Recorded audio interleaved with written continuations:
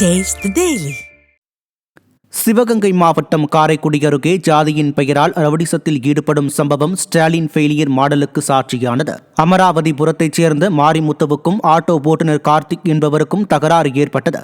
இருவரும் வெவ்வேறு சமூகம் என்பதால் ஆத்திரமடைந்த கார்த்திக் விக்கி என்பவருடன் சேர்ந்து மாரிமுத்தையும் அவரது சகோதரி மற்றும் 70 வயதான தாத்தாவை அரிவாளால் வெட்டிவிட்டு தப்பினர்.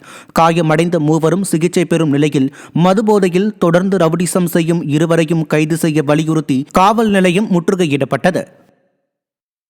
சென்னை திருவல்லிக்கேணி நகர கூட்டுறவு சங்க சிலிண்டர் விநியோகத்தில் திமுகவைச் சேர்ந்த தொழிற்சங்கத்தினர் பல கோடி ரூபாய் ஊழல் செய்தது அம்பலமாகியுள்ளது.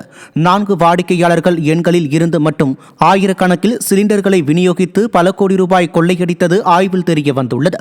அதிலும் குறிப்பிட்ட 2 வாடிக்கையாளர்களின் எண்ணில் இருந்து மட்டும் தலா 4500 சிலிண்டர்கள் விநியோகம் செய்யப்பட்டதும், கோபாலபுரம் கிளையில் லோடு சிலிண்டர்களின் எடை 1 கிலோ குறைவாக இருந்ததும் ஆய்வில் கண்டுபிடிக்கப்பட்டது.